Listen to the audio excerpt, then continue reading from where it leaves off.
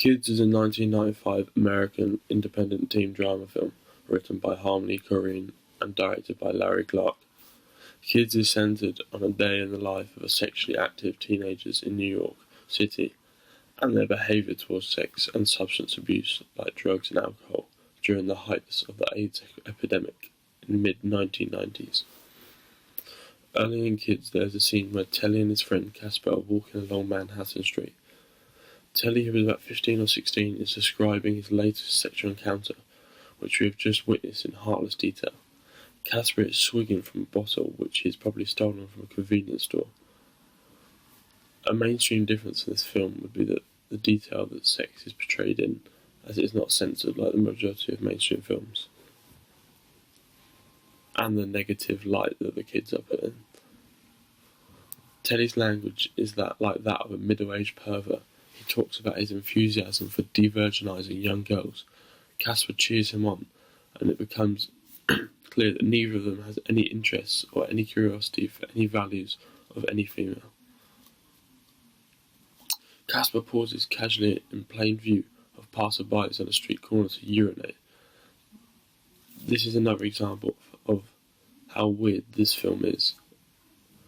This is not what is strange, however. What is strange is that Telly chooses to stand around the corner to shield him from other people looking at him, to keep his privacy. If you study the body language, you recognise that these kids live entirely in a world of their own. Other people, like adults, simply do not exist. This is promoting antisocial behaviour, which is uncommon in mainstream films, if the narrative is driven by kids. Larry Clark's Kids is a movie about their world. It follows a group of teenage boys and girls through one day and one night, which they travel to Manhattan on skateboards and subway trains, have sex, drink, use drugs, talk, party, and crash a familiar stupor, before starting it all over again the next day. The movie sees this culture in such flat, unblinking detail that it feels like a documentary.